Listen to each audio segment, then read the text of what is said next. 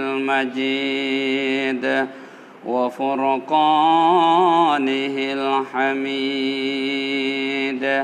أعوذ بالله من الشيطان الرجيم. بسم الله الرحمن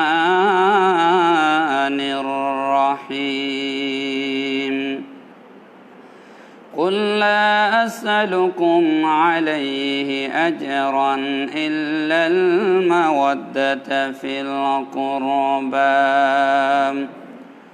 صدق الله مولانا العظيم وصدق رسوله النبي الحبيب الكريم، ونحن على ذلك لمن الشاهدين والشاكرين، والحمد لله رب العالمين.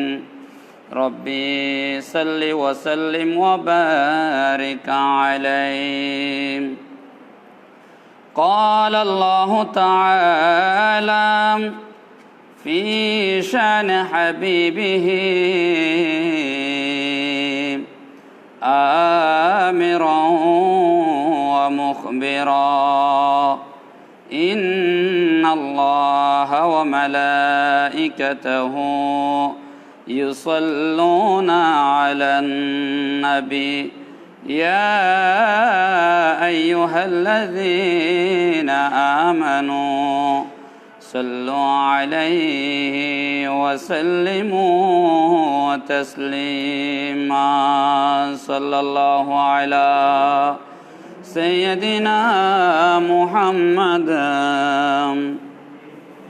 وآله وصحبه وسلم. صلى الله على سيدنا محمد وآله وصحبه وسلم. اللهم سيدنا مولانا محمد وعلى آله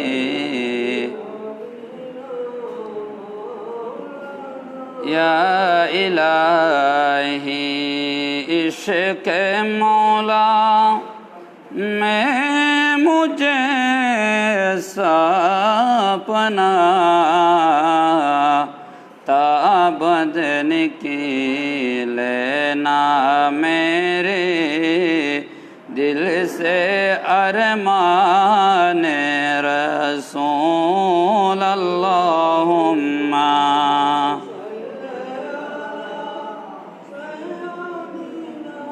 मौलाना मुहम्मद वअला आलिहि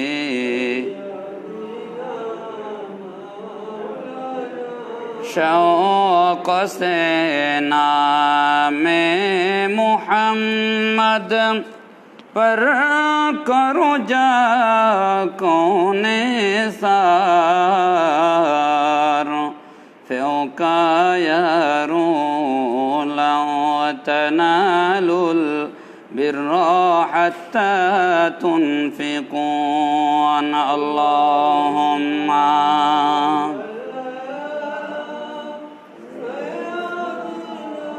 मौलाना मुहम्मद वअला आलिहि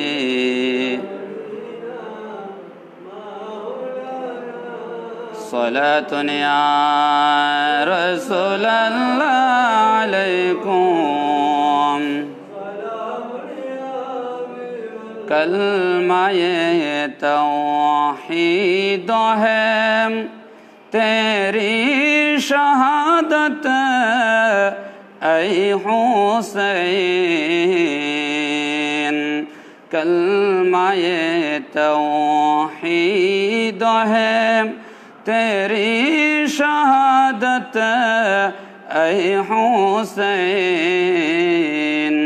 तू न होता तू न रह जाती صداقت ای حسین صلاة یا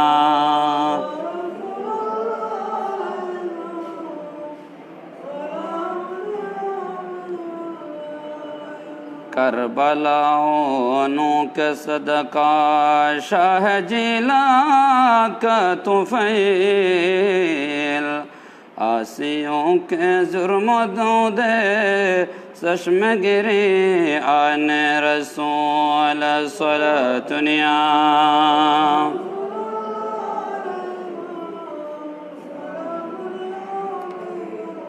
উপস্থিত শ্রদ্ধাভাজন মুসল্লিয়ান ইকরাম, মাইকের আওয়াজ যতদূর পর্যন্ত শোনা যাচ্ছে, পর্দানশীন ক্ষমাতি মুস্কুরাত মা ও বোনরা, অনলাইনের মাধ্যমে দেশে ও প্রবাসে যে যেখান থেকে পবিত্র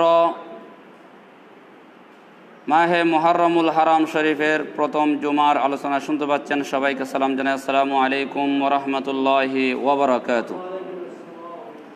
যে মহান মনি পরওয়ারদিগার আলম আল্লাহ জাল্লা শানুহু পবিত্র মাহে মুহররমুল হারাম শরীফের প্রথম জুমায় আল্লাহর ঘরে আসার বসার তৌফিক দান করেছেন, সেই মহান রব্বুল আলমিনের দরবারে শুকরিয়া আদায় করে সবাই বলুন আলহামদুলিল্লাহ। এতক্ষণ পর্যন্ত আকাই নামদার তাজদারে মদিনা সুরুরে কলবসিনা নবী মুহাম্মদুর রসুল্লাহ সাল্লাল্লাহু আলাইহি ওয়াসাল্লামের উপর কয়েকবার দরুদ নজরানা পেশ করার জন্য আল্লাহ পাক আমাদেরকে হায়াত দিলেন, সেই মহান রব্বুল আলমিনের দরবারে শুকরিয়া আদায় করে সবাই বলুন আলহামদুলিল্লাহ। পবিত্র কুরআনুল মাজিদ ফুরকানুল হামিদ 25তম পারার সূরাতুশ শুআরার 23 নম্বর আয়াতের অংশ বিশেষ আমি তেলাওয়াত করলাম বরকত এবং সওয়াব হাসিলের উদ্দেশ্যে।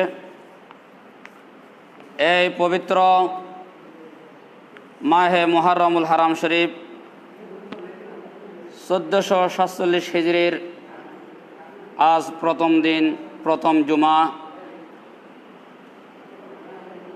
আল্লাহ পাক যে একটা দীর্ঘ এক বছর আমাদের কাছ থেকে অতিবাহিত হলেন, আল্লাহর একজন পয়গম্বর নবীর তার জীবনের ত্যাগের বিনিময়ে আল্লাহ পাক পবিত্র ইসমাইল আলাইহিস সালাতু ওয়াস সালামের যেই কুরবানির বিনিময়ে আল্লাহ পাক মাহে জিলহজ মাসকে, যে আরবি চন্দ্র মাসের শেষ মাস আল্লাহ পাক শেষ করেছেন। আর আমার নবীজির দহিদ্র ইমাম আলী মুকাম সৈয়দুশ শুহাদা শহীদ দস্ত কারবাল্লাহ ইমাম হুসাইন রাদিয়াল্লাহু তাআলা আনহুর সপরিবার রক্তের বিনিময়ে আল্লাহ পাক এই মুহররমুল হারাম শরীফকে, পবিত্র মাহে মুহররমুল হারাম শরীফকে আল্লাহ পাক বছরের প্রথম মাস হিসেবে আল্লাহ দিয়েছেন এবং এই মাসকে আল্লাহ পাক অতি ফজিলতপূর্ণ দান করেছেন। এই ইমাম আলী মুকামের মাধ্যমে কিয়ামত পর্যন্ত যে দিন ইসলাম ঈমান আমরা পেলাম, ইমাম আলী মুকামের জীবনের তার মায়া ত্যাগ করে সপরিবারে যে ময়দানে কারবালায় শহীদ হয়েছেন, আল্লাহ পাক এরকম ঘটনা আর কিয়ামত পর্যন্ত ঘটবে না। আল্লাহ পাক এই মাহে মুহররমুল হারাম শরীফের যেহেতু 10 তারিখ হয়েছেন, আল্লাহ পাক মাহে মুহররমুল হারাম শরীফকে অতি সম্মানিত দামি করলেন। জোর বলেন সুবহানাল্লাহ। এই মাহে মুহররমুল হারাম শরীফ যে হিজরি নববর্ষ, আজকে আমরা ইমানদার দাবি করি, মুসলমান দাবি করি, কিন্তু আমরা হিজরি নববর্ষ আমরা চিনি না। কি হিজরি নববর্ষ? কি হিজরি নববর্ষ? এটা কার জন্য? হযরত সাইয়েদনা ওমর রাদিয়াল্লাহু তাআলা আনহু যে আমাদের জন্য হিজরি নববর্ষ যে ব্যবস্থা করে দিয়েছেন, আল্লাহর প্রিয় নবী সাল্লাল্লাহু আলাইহি ওয়াসাল্লাম আসার প্রায় 40 দিন আগে বাদশাহ আব্রাহা সহ তার বাহিনী, হাতি বাহিনী নিয়ে আল্লাহর হানায়ে কাবা ধ্বংস করার জন্য গিয়েছিল। এরপরে আমার নবীজি 40 দিন পরে পৃথিবীর মধ্যে তশরিফ আনলেন। জোর বলেন সুবহানাল্লাহ। যখন 40 দিন পরে যখন তশরিফ আনলেন, মুফাসসিরিনে কুরআন তারা যে বলতেছেন যে আল্লাহর যে নবী আসার পর থেকে হিজরি নববর্ষ শুরু হয়েছে। আবার বিভিন্ন তাফসিরের মধ্যে বলেছেন আল্লাহর নবী যেদিন থেকে ওফাত হয়েছেন পৃথিবীর জমিন থেকে, সেদিন থেকে হিজরি নববর্ষ পালিত হয়েছে। এইভাবে বিভিন্ন মতামত পাওয়া যাচ্ছে। আমার নবীজি যখন হিজরত গিয়েছিলেন মক্কা থেকে মদিনায় ছেড়ে, মক্কা শরীফের মায়া ত্যাগ করে যখন মদিনায় চলে গেলেন, সেদিন থেকে হিজরি নববর্ষ পালিত হয়েছে। এইভাবে তাফসীর কিতাবের ভিতরে আসছেন সূরাতুত তাওবার 36 নম্বর আয়াতে কারিমের ভিতরে আল্লাহ পাক বললেন, বিসমিল্লাহির রহমানির রহিম, ইন্না ইদ্দাতাশ শুহুরি ইনদাল্লাহি 12 শাহরান ফি কিতাবিল্লাহ। আল্লাহ রাব্বুল আলামিন বললেন, আমি যে 12টি মাস দিলাম, 12 শাহরান ফি কিতাবিল্লাহ, আল্লাহ পাক বললেন এটা আমার নবীর সদকায় আপনার নবীর উম্মতকে আমি দান করলাম, একমাত্র নবীর উসিলায়। হুজুর বলেন সুবহানাল্লাহ। এই চন্দ্র এবং যে আল্লাহ পাক আমাদের জন্য চন্দ্র এবং সূর্য দুইটার বিনিময়ে চন্দ্র দিয়েছেন আল্লাহ পাক তারিখ গণনা করার জন্য, আর সূর্য দিলেন আল্লাহ পাক কিসের জন্য? ওই সাল গণনা করার জন্য। হুজুর বলেন সুবহানাল্লাহ।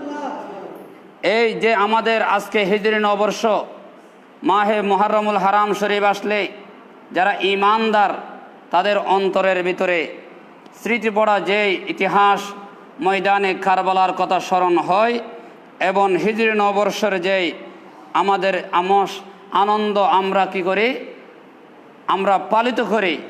কিন্তু দুঃখ লাগে আজকে যে আমাদের 12টি মাস যে আছে, 12টি মাসের নাম আমরা মুসলমান ইমানদার দাবি করি, কিন্তু 12টি মাসের নাম আমরা জানি না, ঠিক কিনা? কেন জানি না? আগের জমানার যারা কি ছিল, মুরব্বীরা ছিল, তারা জানে, কিন্তু বর্তমান প্রেক্ষাপটে যেগুলো আমাদের সমাজ নতুন নতুন আসতেছে, আমাদের ভাইগণ তারা জানতেছে না, কারণ তাদের ভিতরে এই শিক্ষার জ্ঞান অভাব কারণে।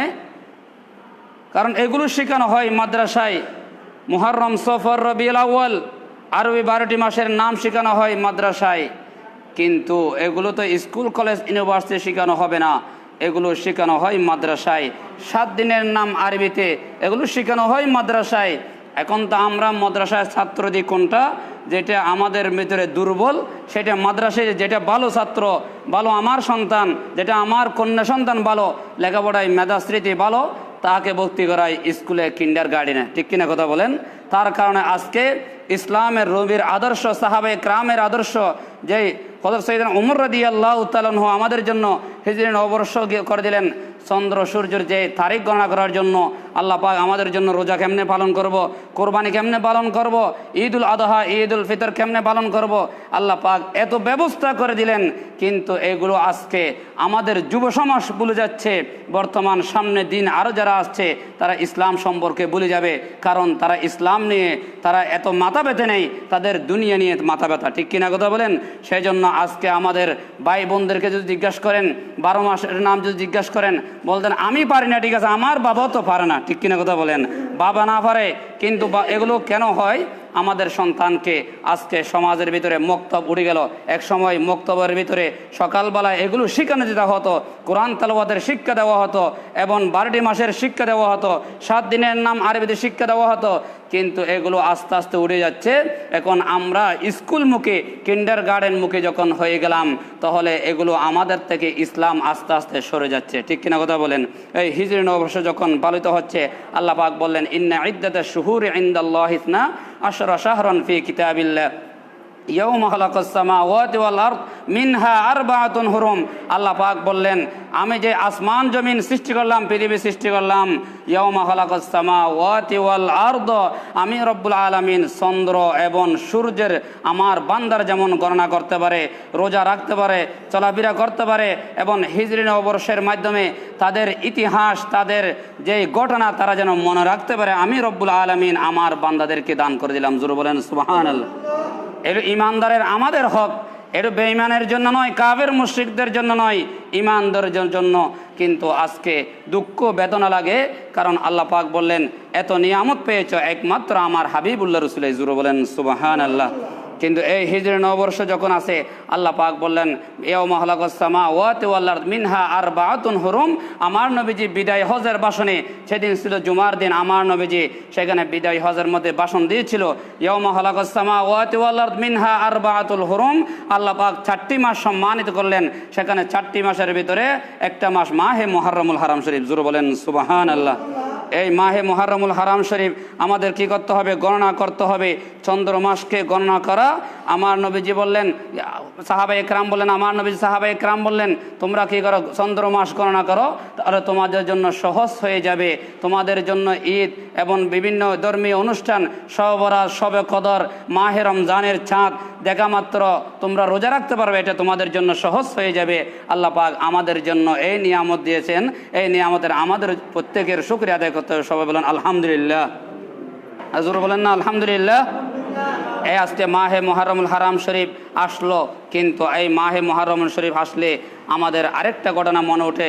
ইমাম আলী মুকাম সৈয়দুশ শুহাদা শহীদ রাস্তা কারবালা ইমাম হুসাইন রাদিয়াল্লাহু তাআলা আনহু যেই সপরিবারে যেই ময়দানে কারবালায় শহীদ হয়ে গেলেন, একমাত্র আল্লাহর নবীর দিন ইসলামকে টিকিয়ে রাখার জন্য তিনি বাতিলদের কাছে, মুনাফিকের কাছে মাথা নত করে নেই। তিনি বললেন আমার জীবন দিয়ে দেব, কিন্তু আমার নানা জানের দিন ইসলামকে টিকিয়ে রাখবো। জোরে বলেন সুবহানাল্লাহ। আল্লাহ পাক পবিত্র কোরআন সূরাতুশ শুআরার 23 নম্বর আয়াতে কারিমা অংশ বিশেষ আল্লাহ পাক তুলে ধরলেন বিসমিল্লাহির রহমানির রহিম। قل لا أسألكم عليه أجرا إلا المودة في القربى। জোরে বলেন সুবহানাল্লাহ। আল্লাহ তাআলা বললেন, ও হাবিব, ও আমার মাহবুব নবী, আপনি বলে দেন আপনার উম্মতকে, আপনি তাদেরকে এই আয়াত কারিমার শুনিয়ে দিন। আল্লাহ বললেন কুল্লা আসআলুকুম আলাইহি আজরা। আমার নবীজি বললেন, উম্মত, আমি যে নবীজি পৃথিবীর মধ্যে তশরিফ আনলাম 570 খ্রিস্টাব্দে, আমি নবীর উসিলার কারণে তোমরা আজকে দিন পেয়েছো, ইসলাম পেয়েছো, কোরআন পেয়েছো, আমি নবীর মাধ্যমে হাদিস শরীফ পেয়েছো, এবং আমি নবীর মাধ্যমে তোমরা ইসলামের মধ্যে, দ্বীনের মধ্যে তোমরা প্রবেশ করতে পেরেছ। আমি নবীর উম্মত বনেছ, এবং এই ইসলাম রক্ত জড়ানো ইসলাম, আমি রসুল আমার শরীর মুবারক থেকে, নূরানি শরীর থেকে আমার রক্ত জর্জরিত পড়েছেন। কাফের মুশরিকরা আমাকে পাথর মেরেছে, একমাত্র এই দিন ইসলামকে প্রচার করতে গিয়ে আমার আপনজন আমাকে পাথর নিক্ষেপ করেছে। তখন আমার নবীজি বললেন, উম্মত, তোমরা যে এত কষ্ট করেছে, আমি রসুলের মাধ্যমে কোরআন কারীম এবং হাদিস শরীফ পেয়েছো, দিন ইসলাম পেয়েছো, এবং আমি নবীর উম্মত বনেছ। আমার নবীজি বললেন, উম্মত, এর বিনিময়ে তোমাদের কাছ থেকে কিছু চাই না, একমাত্র আমার আওলাদের, আমার আত্মীয়দের ভালোবাসা চাই। জোরে বলেন সুবহানাল্লাহ। আল্লাহ বললেন, ও আমার হাবিব, ও আমার মাহবুব নবী, আপনার উম্মতকে আপনি বলে দিন, কুল্লা আসআলুকুম আলাইহি আজরান ইল্লাল মাওয়াদ্দাতা ফিল কুরবা, ইল্লাল মাওয়াদ্দাতা ফিল কুরবা। আল্লাহ বললেন, ও নবী, আপনার উম্মতকে বলে দিন।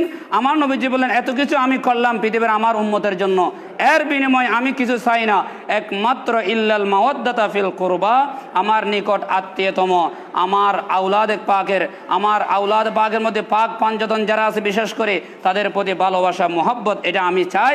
এটা আল্লাহর পক্ষ থেকে আমি হুকুম করলাম, আপনি আপনার উম্মতকে জানিয়ে দিন। জোরে বলেন সুবহানাল্লাহ। এই যখন ইমাম হাসান রাদিয়াল্লাহু তাআলা আনহু, এটা হচ্ছে দেখি মাওলা আলী শের হুদা রাদিয়াল্লাহু তাআলা আনহু প্রথম সন্তান, এবং মা ফাতেমাতুজ জোহরা রাদিয়াল্লাহু তাআলা আনহার নয়নের মণি, যখন ইমাম হাসান রাদিয়াল্লাহু তাআলা আনহু 3 হিজরি, তখন মাহে রমজান মাসের 15 তারিখ মঙ্গলবার, তখন তিনি যখন জন্মগ্রহণ করার সঙ্গে সঙ্গে আমার নবীজির প্রথম দহিদ্র ইমাম হাসান বড় নাতি, তখন আমার নবীজির কোলের মধ্যে যখন দিলেন, তখন আমার নবীর যখন কোলের মধ্যে দিচ্ছে ওই সন্তানকে, ওই নাতিকে, তখন হলদে রঙের এবং ওই কাপড় দিয়ে যখন দিলেন, আমার নবীজি বললেন, উম্মুল ফজল বিনতে হারেস, আমার নবীকে, আমার নাতিকে, আমার দহিদ্রকে এই কাপড়কে একটু পরিবর্তন করে দেন। তখন আমার নবীজি ইমাম হাসানের কানের মধ্যে ডান কানে আজান দিলেন, বাম কানে একামত দিলেন।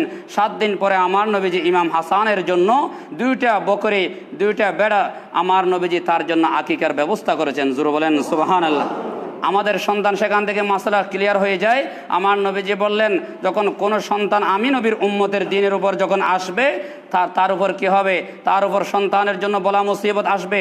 মহাসমুদ্র থেকে যখন তার মায়ের গর্ভ থেকে যখন বের হয়ে আসবে, তার জন্য 7 দিন পরে তার চুল কি করে দেবে, কামাই দেবে। এরপর তার জন্য 2টা সন্তান হলে, ছেলে হলে 2টা ছাগল, এবং যদি মেয়ে হয় তার জন্য 1টা ছাগল দিলে হবে। তার জন্য যখন এই কোরবান দেবে, আল্লাহ পাক তার যেই বলা মুসিবত আছে, আল্লাহ তার আকিকার মাধ্যমে আল্লাহ তাকে বিপদ থেকে উদ্ধার করে দিয়ে। জোরে বলেন সুবহানাল্লাহ। আমার নবীর সাহাবা ইকরাম জিজ্ঞেস করলেন, ইয়া রাসূলুল্লাহ, যদি আপনার উম্মত যদি কি হয়ে যায়, দরিদ্র হয়, যদি দিতে না পারে? আমার নবীজি বললেন, সাথে সাথে দিতে পারলে ভালো, উত্তম। যদি দিতে না পারে, তিনি যখন কি হবে, সামর্থ্যবান হবে, সেই সন্তান যখন বড় হবে, তাই তিনি কি নিজের আকীদা নিজে দিতে পারবে। জোরে বলেন সুবহানাল্লাহ। যখন ইমাম হাসান রাদিয়াল্লাহু তাআলা আনহু যখন জন্মের প্রায় 11 মাস 10 দিন পরে ইমাম হুসাইন রাদিয়াল্লাহু তাআলা আনহু মায়ের গর্ভ থেকে যখন তিনি পৃথিবীর জমিনে তশরিফ আনলেন, ইমাম হুসাইন রাদিয়াল্লাহু তাআলা আনহু মায়ের গর্ভের ভিতরে মাত্র 6 মাস ছিলেন। 6 মাসের সন্তান যদি পৃথিবীর জমিনে যদি আসে, সেই সন্তান বাঁচে না, কারণ তিনি কি হয়ে যায়, পরিপূর্ণ হয়ে যায়। তাকে কি করা হয়ে যায়, তার সম্পূর্ণ পরিপূর্ণ হয়ে যায়, কিন্তু ওজনের মধ্যে কম থাকে। 6 মাসের সন্তান, 7 মাসের সন্তান যদি পৃথিবীর জমিনে আসে, সেই বাঁচে না। কিন্তু ইতিহাসের মধ্যে দেখা যাচ্ছে 2 জন বেঁচে ছিলেন। একজন হচ্ছে ইমাম শুহাদা, সৈয়দুশ শুহাদা ইমাম হুসাইন রাদিয়াল্লাহু তাআলা আনহু, আরেকজন হচ্ছে আল্লাহর পয়গম্বর নবী হযরত ইয়াহিয়া আলাইহিস সালাতু ওয়াস সালাম। জোরে বলেন সুবহানাল্লাহ। তারা যে 6 মাসের মধ্যে পৃথিবীর জমিনে তশরিফ আনলেন, আসার পরে তিনি বেঁচে ছিলেন। কারণ আমাদের সন্তান যদি ওজনে কম থাকা হয়, তখন তাদেরকে ইনভার্টারের মধ্যে রাখা হয়। ডাক্তারি সায়েন্টিস্ট মধ্যে তাদেরকে যখন ইনভার্টারের মধ্যে রাখা হয়, তখন ওখানের ভিতরে ওজন দেওয়া হয়, ওজনের মধ্যে কম থাকে। প্রতিদিন ডেলি 10,000 15,000 টাকার বিল দিতে হয়। ওই বাক্সের ভিতরে যখন সন্তানকে ঢুকানো হয়, তাকে আস্তে আস্তে যে অপূর্ণ ছিল তাকে পূর্ণ করার জন্য আমরা যে প্রতিনিয়ত যে আমাদের যে লাংস, আমরা যে শ্বাস নিঃশ্বাস নিচ্ছি, আল্লাহ পাক বললেন, কোনোদিন তোমাদের কাছ থেকে বিনিময় চাই না, কিন্তু একমাত্র আমি আল্লাহর প্রশংসা চেয়েছি। জোরে বলেন সুবহানাল্লাহ। আর জোরে বলেন না সুবহানাল্লাহ। আল্লাহ তাআলা বলেন, এর বিনিময় কিছু চাই না। প্রতিনিয়ত প্রতি সেকেন্ডে সেকেন্ডে নিঃশ্বাস নিচ্ছি, অক্সিজেন নিচ্ছি। আমরা যদি টাকা দিতাম, আমাদের বিড়ে সমস্ত সব কিছু বিক্রি করেও আল্লাহকে দেওয়ার কোনো আমরা কি দিয়ে শেষ করতে পারতাম না। আল্লাহ বললেন, আমি এর বিনিময় চাই না, কিন্তু এই আমার নিয়ামত পাওয়ার পরে আমার একমাত্র প্রশংসা চাওয়ার, এটা আমার আল্লাহর অধিকার। জোরে বলেন সুবহানাল্লাহ। তখন ইমাম হাসাইন রাদিয়াল্লাহু তাআলা আনহু যখন তশরিফ আনলেন পৃথিবীর জমিনে, তখন আমার নবীর কোলের মধ্যে যখন দিলেন, আল্লাহর নবীজি ডান কানে আজান দিলেন, বাম কানে একামত দিলেন। এমন আমার নবীজি 7 দিন পরে ওনার জন্য, ইমাম হোসাইনের জন্য 2টা বকরি, 2টা ছাগল তার জন্য আকিকা দিলেন। আজকে দেখেন, পৃথিবীর জমিনে আসা মাত্র আল্লাহর নবীর জবান দিয়ে যে আজান শুনতেছেন, কত ভাগ্যবান নাতি। ইমাম হোসাইন রাদিয়াল্লাহু তাআলা আনহু যখন ওনার নাম রাখা হচ্ছে, তখন আমার নবীজি মাওলা আলী শের খুদা রাদিয়াল্লাহু তাআলা আনহুকে ডাকলেন, ও আমার মাওলা আলী শের খুদা, 2 জনের নাম কি রাখা হলো? একজনের নাম দিয়েছিলেন হামজা, বড়জনের নাম এবং ইমাম হোসাইনের জন্য নাম দেওয়া হয়েছিল জাফর। তখন সাথে সাথে আল্লাহর প্রিয় নবী সাল্লাল্লাহু আলাইহি ওয়াসাল্লাম ডাকলেন, আলী তুমি এদিকে আসো। ফাদআনি রাসূলুল্লাহ সাল্লাল্লাহু আলাইহি ওয়াসাল্লাম, আল্লাহর পক্ষ থেকে নির্দেশিত হয়েছি, আল্লাহ এই 2 জনের নামকে আল্লাহ পরিবর্তন করার জন্য আল্লাহর পক্ষ থেকে ওহী এসে গেল। জোরে বলেন সুবহানাল্লাহ। তখন মাওলা আলী শের খুদা বললেন, আল্লাহু আ'লামু ওয়া রাসূলুহু, আল্লাহ রসুল ভালো জানে। ইয়া রাসূলুল্লাহ, আমি কিছু জানি না। আলী, আপনার নাতি, আপনার দরিদ্র 2 জনের নাম যে পরিবর্তন করার জন্য, একজনের নাম জাফর, আরেক নাম যে আল্লাহ পাক যে ওনাদের নামকে হামজা পরিবর্তন করার জন্য আল্লাহ নির্দেশ দিয়েছেন, তাহলে আমি আলের চেয়ে আল্লাহর নবী বেশি জানে। জোরে বলেন সুবহানাল্লাহ। তখন সাথে হাদিসের মধ্যে আসলেন, ক্বালা রাসূলুল্লাহ সাল্লাল্লাহু আলাইহি ওয়াসাল্লাম, ইন্নী উমিরতু আন উগাইরা ইসমা হাযাইন, 2 নামকে আল্লাহ পাক পরিবর্তন করার জন্য যখন নির্দেশ দিলেন, আমার নবীজি বললেন, ফাসাম্মাহুমা হাসানান ওয়া হুসাইনা। জোরে বলেন সুবহানাল্লাহ। একজনের নাম হাসান, আরেকজনের নাম হোসাইন করে দিলেন। তখন এই দিন থেকে হাসান এবং হোসাইন হয়ে গেল। হাসানুন মানে সৌন্দর্য। তখন আমার নবীজি পৃথিবীতে আসার প্রায় 500-600 বছর পর্যন্ত আমার নবীর নাম যে মুহাম্মদ, এই মুহাম্মদ এটা আরবি শব্দ। মুহাম্মদ মানে উত্তম প্রশংসিত, উত্তম প্রশংসা। এটা আরবের কাফেররা জানতো, কিন্তু আমার নবীর যে নাম হবে পৃথিবীর মধ্যে এসে মুহাম্মদ হবে। আমার নবী আসার 500-600 বছর আগে কোনো মানুষের নাম মুহাম্মদ ছিল না। আল্লাহ আমার নবীর নামকে ফান্দের পর্দার ভিতরে আল্লাহ গোপন রেখে দিলেন। আল্লাহ পাক বলেন, ও নবী, আপনার নবীর দুইজনের নাম হবে হাসান এবং হোসাইন। আমি আল্লাহ হোসেনের পর্দার ভিতরে আমি আল্লাহ গোপন রেখে দিলাম, কারণ তারা এসে তারা হবে জান্নাতের নওজোয়ানদের সর্দার হবে এবং জান্নাতের ফুল হবে এবং জান্নাতের তারা পরিচালনা করবে। জোরে বলেন সুবহানাল্লাহ। এই দুই নামকে আমি আল্লাহ হেফাজত রেখে দিলাম। তখন আমার নবীজি বললেন, হাদিসে পাকের মধ্যে আছে, আল হাসান ওয়াল হোসাইন ইসমানি মিন আহলিল জান্নাহ। আমার নবীজি বললেন, আলী, আল হাসান ওয়াল হোসাইন, হাসান এবং হোসাইন ইসমানি মিন আহলিল জান্নাহ। আমি রসুলের জবান থেকে কিছু বলি নেই, আল্লাহর পক্ষ থেকে ইলহাম হয়ে গেল, ওহি আসলো। আল্লাহ বললেন দুইটা নাম ইসমানি মিন আহলিল জান্নাহ, এই দুইটা নাম হচ্ছে হাসান এবং হোসাইন, জান্নাতি নাম। জোরে বলেন সুবহানাল্লাহ, আর জোরে বলেন সুবহানাল্লাহ। তখন আজকে নাম রাখার ভিতরে কি আছে? ভালো নাম রাখতে হবে, কিন্তু সন্তানের নাম কোরআন হাদিসের নাম রাখি না, ধর্মীয় নাম রাখি না। এটাও সতর্ক থাকতে হবে। এখান থেকে আমাদের শিক্ষা গ্রহণ করতে হবে। সাহাবায়ে কেরামের সন্তানের কিভাবে নাম রেখেছেন এবং আমার নবীজি কিভাবে নাম দিয়েছেন, কোরআন হাদিসের নাম দিবেন। আজকাল তো নাম দিই যেগুলো লন্টু, জন্টু, মন্টু, যেগুলো নাম দিই এগুলোর কোরআন হাদিসের কোথাও ব্যাখ্যা পাওয়া যায় না। ঠিক কিনা কথা বলেন? এরকম নামের উসিলায় অনেক আমার নবীর উম্মত জান্নাতে চলে যাবে। জোরে বলেন সুবহানাল্লাহ। শুধু নামের কারণে অনেক উম্মত কি হয়ে যাবে এবং ফলসিরাত পার হয়ে যাবে আল্লাহর নামের উসিলায়। কারণ প্রত্যেকটা নাম তো কোরআনের ভিতরে আছে। জোরে বলেন সুবহানাল্লাহ। বান্দা বলবে, আল্লাহ বললেন, বান্দা তোমাকে পার করেছি তোমার নামের কারণে, কারণ তোমার নাম তো আমার কথার ছিল, আমার ইসমে আজমের ভিতরে ছিল। এই ইসমে আজমের উসিলায় তোমাকে আমি ফলসিরাত পার করে দিলাম। জোরে বলেন সুবহানাল্লাহ। তখন আমার নবীর যখন ওখানের ভিতরে মক্কা মদিনার ভিতরে যখন ইসলাম প্রচার করছে, তখন কাফের মুশরিকরা আমার নবীকে বলতেছেন, ইয়া রাসূলুল্লাহ, ইয়া হাবিবাল্লাহ, আপনি যেই নবী দাবি করতেছেন, আমরা খ্রিস্টান তো আল্লাহর যে তিনজন খোদা দাবি করি, আমরা তো আল্লাহর পুত্র মনে করি ঈসা আলাইহিস সালাতু ওয়াস সালামকে। তখন আমার নবীজি বললেন, আল্লাহর পুত্র হতে পারে না। আল্লাহ তো কোরআন পাকের মধ্যে বললেন, লাম ইয়ালিদ ওয়া লাম ইউলাদ ওয়া লাম ইয়াকুল লাহু কুফুয়ান আহাদ। জোরে বলেন সুবহানাল্লাহ। এই কথা বলার সঙ্গে সঙ্গে আমার নবীজি বললেন, আল্লাহর কোনো পুত্র নেই, আল্লাহর কোনো সন্তান নেই, আল্লাহর কোনো স্ত্রী নেই। তখন তিনি বললেন, তারা আমার নবীকে বলতেছেন, ইয়া রাসূলুল্লাহ, আপনারা যে মানেন না, কিন্তু আমরা তো কি করি, আমরা হকের ভিতরে আছি, আপনারা বেহকের মধ্যে আছেন। তাহলে আমার নবীজি বললেন, তাহলে আমরা একদিন মুবাহালা করি, আমরা একটা ময়দানের ভিতরে আসি, আমরা পরস্পর যদি লানত দিই, সেখানের ভিতরে যারা হক তারা টিকিয়ে থাকবে, যারা হক নয় বাতিল তারা সেখান থেকে পালিয়ে যাবে। জোরে বলেন সুবহানাল্লাহ। এই কথা যখন বললেন, সূরা আলী ইমরানের 61 নম্বর আয়াত কারিমের ভিতরে আল্লাহ পাক তুলে ধরলেন, বিসমিল্লাহির রহমানির রহিম, ফাকুল তাআলাউ নাদউ আবনাআনা ওয়া আবনাআকুম ওয়া নিসাআনা ওয়া নিসাআকুম ওয়া আনফুসানা أنفسكم ثم نبتهل فنجعل لعنة الله على الكاذبين. سبحان الله. সূরা আলী ইমরানের 61 নম্বর আয়াত কারিমের ভিতরে আসলেন, আমার নবীজি বললেন, তোমরা নিজেরাও আসো, আমরাও নিজেরা যাব, এবং তোমাদের মহিলাদেরকে নিয়ে আসো, আমরা আমাদের মহিলাদেরকে নিয়ে আসবো, এবং আমার নবীজি বললেন, আমি নিজেও আসবো, তোমরা নিজেরাও আসো। জোরে বলেন সুবহানাল্লাহ। যখন মুবাহালা দেবে, যখন আল্লাহর ওয়াহদানিয়ত নিয়ে যখন কথা বললেন, আমার নবীজি বললেন, আমরা একে অপরকে লানত দেব, লানাতুল্লাহি আলাল কাযিবিন, মিথ্যুকদের উপর আমি রাসূল লানত দেব।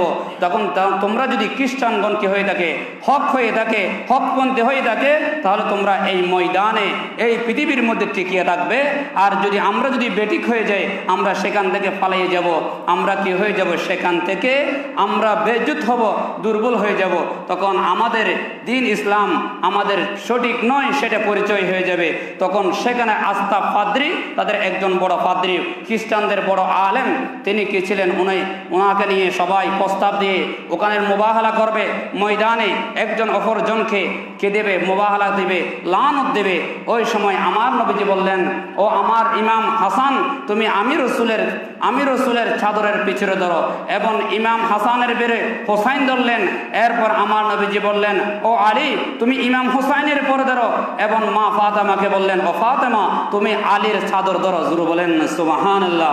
তাহলে আমার নবী সহ 5 জন, ওনাদেরকে বলা হয় পাক পঞ্জতন। জুরু বলেন সুবহানাল্লাহ। এই পাক পঞ্জতনের কথা, আহলে বাইতের কথা, ইন্নামা ইউরিদুল্লাহু লিইয়ুযহিবা আনকুমুর রিজসা আহলাল বাইত, আল্লাহ আহলে বাইত নামে পরিচয় দিলেন। এই 5 জনকে পাক পঞ্জতন বলা হয়।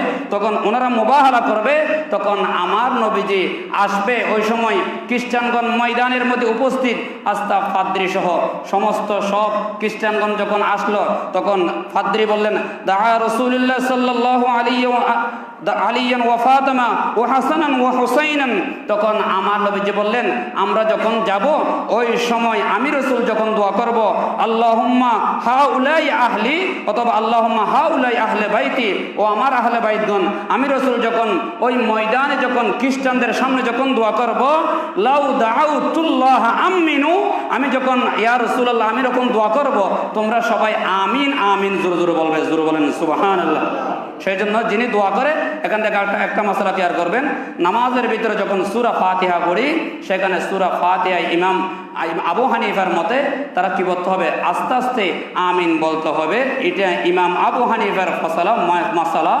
আর যখন মুনাজাত করেন, ওই সময় ইমাম যখন আমিন দোয়া করে, তখন তোমরা লাউ দাউতুল্লাহ আমিনু, যেহেতু আমার নবীজি মুবাহালা করেছিলেন, দোয়া করেছিলেন, ইমাম হাসান এবং হোসেন মাওলা আলী শের হুদা মা ফাতেমা আমিন আমিন জোরে জোরে বলছিলেন। জোরে বলেন সুবহানাল্লাহ। সেই জন্য দোয়ার ভিতরে আমিন জোরে বলা এটা আমার নবীর সুন্নত। জোরে বলেন সুবহানাল্লাহ। এই কথা বলার পরে তখন আমার নবী যখন যাচ্ছেন, তখন ওই সময় আস্তা ফাদ্রি বলতেছেন, এ ইয়া মাশারান নাসারা, এই খ্রিস্টানগণ তোমরা দেখো, আমি এমন কতগুলো নূরানি চেহারা দেখতেছি, তারা যদি ইয়া মাশারান নাসারা ইন্নী লা রাহু লাউ রাসূলুল্লাহ ইন্নী উজিলা জাবালান মিন মাকানিহি লা আযালুল্লাহ। তখন আমার নবীজি বললেন, ওই নূরানি চেহারা যখন সুন্দর সুন্দর যখন চেহারা দেখতেছেন, ওই খ্রিস্টান পাদ্রী বললেন, এই আমার খ্রিস্টানগণ, ইয়া মাশারান নাসারা, খ্রিস্টানগণ তোমরা শুনো, যে 5 জন চেহারা দেখতেছি, তারা যদি আল্লাহর দরবারে 2 হাত তুলে, আল্লাহ অমুক পাহাড় এখান থেকে অমুকে স্থানের মধ্যে তুমি স্থানান্তর করে দাও, আল্লাহ তাদের দোয়া কবুল করবে এবং পাহাড় পর্যন্ত পরিবর্তন করে দেবে। জোরে বলেন সুবহানাল্লাহ।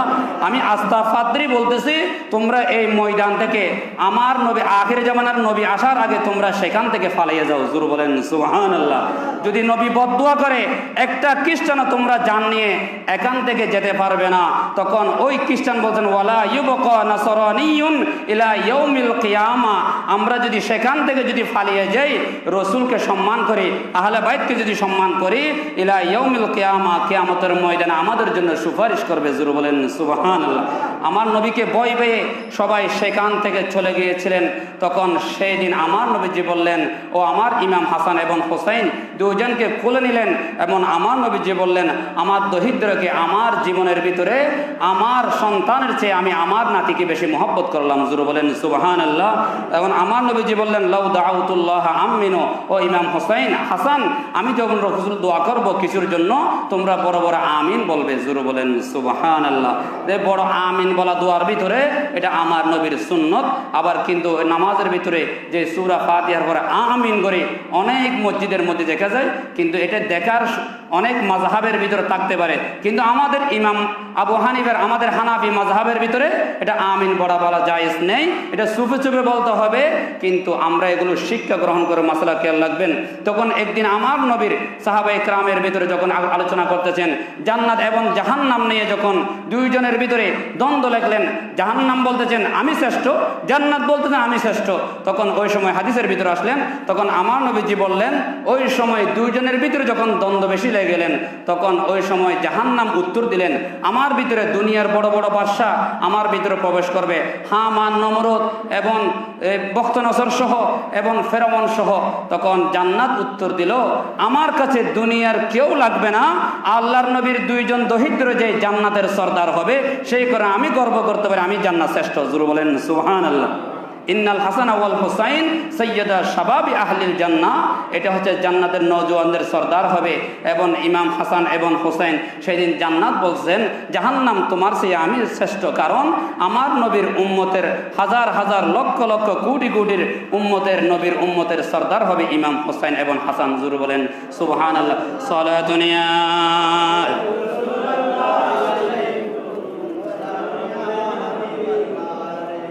এই ময়দানে যখন কারবালার মধ্যে স্মরণ আলোচনা, আমাদের এগুলো অনুষ্ঠিত, এগুলো স্মরণ করতে হবে, মানতে হবে, কারণ ইমাম আলী মুকামের এগুলো আলোচনা শুনতে হবে, শিক্ষা আমাদের গ্রহণ করতে হবে। ইমাম আলী মুকাম ময়দানে কারবালায় একদিকে নবীর আউলাদে পাকের সঙ্গে যারা যুদ্ধ করেছিল, কাফের মুশরিকরা কেউ করে নেই, একমাত্র আমার মতো আপনার মতো মুনাফিক করেছিল। ঠিক কিনা কথা বলেন? তারা জুমার আজান দিয়েছিল, জুমার নামাজ পড়েছিল, সব কিছু করেছিল, কিন্তু ক্ষমতার লোভে দুনিয়ার মোহে পড়ে ইমাম হোসাইনের উপর যে অত্যাচার চলেছিল তার শরীফের উপর, এগুলো নামকে ওয়াস্তে মুসলমান। ঠিক কিনা কথা বলেন? এটা হাকিকতে মুসলমান নয়, নামকে ওয়াস্তে মুসলমান, মুনাফিক। ঠিক কিনা কথা বলেন? এরকম বর্তমানও আছে। আপনারা সতর্ক থাকবেন। ইমাম আউলাদ পাকের পাক পঞ্চমজনকে মহব্বত করতে হবে, যেহেতু রসুল পাক সাল্লাল্লাহু আলাইহি ওয়াসাল্লাম বেশি বেশি মহব্বত করেছেন, অবশ্যই আমাদেরকেও মহব্বত করতে হবে। এবং এই যে আশুরার দিন সামনে আসতেছে, কোনো কিছু অতিরঞ্জিত করা যাবে না। ইসলাম যেভাবে আমাদেরকে শিক্ষা দিয়েছে সেইভাবে শিক্ষা গ্রহণ করে সেভাবে দ্বীন ইসলামের আমাদের উপর অটল থাকতে হবে। আল্লাহ পাক আমাদেরকে নবীর আদর্শ মতো চলার তৌফিক দান করে, সবাই বলুন আমিন। আসুন, যে আমরা যে নামাজ পড়ি, নামাজের মধ্যে যে একটা মশলা বলি, এটা খেয়াল রাখবেন। অনেকে দেখা যায় যখন তাকবীরওয়ালা যখন হুজুর যখন বলে দেয় আল্লাহু আকবার, যখন নিয়ত বাঁধে, আপনারা সাথে সাথে নিয়ত বেঁধে ফেলেন। অনেক সময় আমাদের কয়েকজন আসতে দেরি হয়ে যায়, তখন হুজুরের কি হয়ে যায়, সানা পড়ে যখন কেরাত শুরু করে ফেলে, তখন ওই সময় কিতাবের ভিতরে আসছে ফতোয়াই রজবিয়ার মধ্যে ৩য় খণ্ড পৃষ্ঠা নম্বর ৬১, ওখানের ভিতরে আসলেন, ওই সময় আপনারা সানা পড়বেন না। ওই সময় আপনি কি করবেন, আপনি ওই হুজুরের কেরাত শ্রবণ করা, এটা ফরজ। জোরে বলেন সুবহানাল্লাহ। আপনি সানা পড়বেন না, ওই সময় হুজুরের কেরাত শুনবেন। কেরাত যিনি পড়তেছেন ইনি ওয়াজিব করতেছেন, আপনি শুনবেন, ফরজ। সেই জন্য অনেকে জানে না, কি করে হুজুর কেরাত করে আমরা এসে কি করি, সানা পড়তে শুরু থাকি। কিতাবের মধ্যে আসলেন এবং ফতোয়াই রজবিয়ার ৩য় খণ্ড পৃষ্ঠা নম্বর ৬১, ওখানের ভিতরে আছে এই মশলাটা। আপনারা এটা সতর্ক থাকবেন। অনেক মুসল্লি আমরা জানি না, আমরা কি করব, তাড়াহুড়া করে এসে আল্লাহু আকবার নিয়ত বানবো, ওনার হুজুরের যে কেরাতগুলো করে একটু মনোযোগ সহকারে আমরা শুনবো।